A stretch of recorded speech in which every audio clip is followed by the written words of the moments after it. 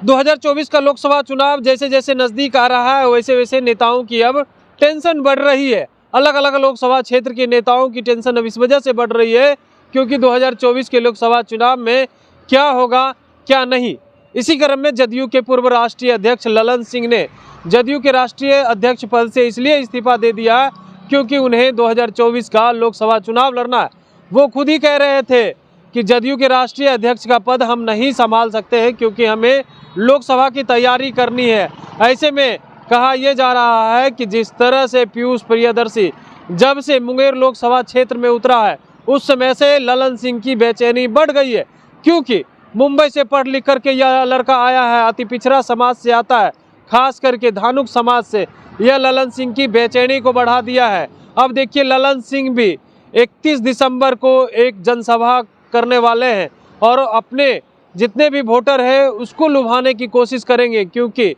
जिस तरह से वो राष्ट्रीय अध्यक्ष के पद से इस्तीफा दिए हैं वो ये कहकर इस्तीफा दिए हैं कि हम जो है अब राष्ट्रीय अध्यक्ष की पद की कुर्सी नहीं संभाल सकते हैं क्योंकि हमारा लोकसभा क्षेत्र है और हम वहां से जीते हुए हैं। अब वहां हमें कैसे अपनी कुर्सी को बचाना है, हम अपनी लोकसभा क्षेत्र को कैसे बचाएंगे क्योंकि पीयूष प्रियदर्शी जिधर भी जाता है अपनी भीड़ को इकट्ठा कर ही लेता है, जनता का भरपूर प्यार मिलता है क्योंकि जब भी वो अपने क्षेत्र यानी मुंगेर लोकसभा क्षेत्र में घूमता है तो जनता की भीड़ देखने को मिलती है, लाखों की भीड़ वहाँ पे होती है। जब भी पीयूष प्रियदर्शी घूमा है जनता का भरपूर प्यार मिला है क्योंकि वह इन दिनों घूम घूम करके जनता का सुख दुख भी बांट रहा है। तो ऐसे में धानुक समाज और अति पिछड़ा समाज अब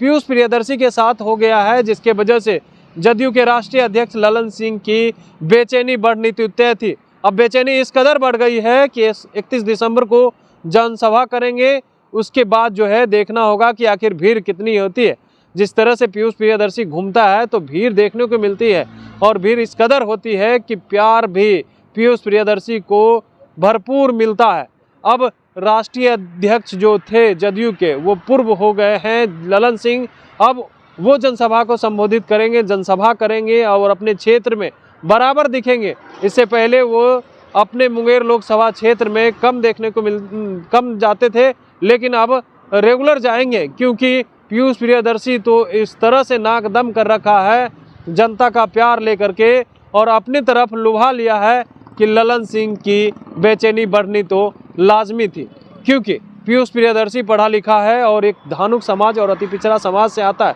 वहाँ वोटरों की संख्या भी काफ़ी ज़्यादा है। तो ऐसे में देखने वाली बात होगी कि 2024 के लोकसभा क्षेत्र में आखिर किसकी जीत होती है, पीयूष प्रियदर्शी की या ललन सिंह की, क्योंकि पीयूष प्रियदर्शी को जिस तरह से जनता का प्यार मिल रहा है क्या प्यार अब वह ललन सिंह को मिलेगा या नहीं। Kamlesh Kumar, live Bihar, Patna. Live Bihar YouTube पर सब्सक्राइब और फेसबुक पर लाइक जरूर करें।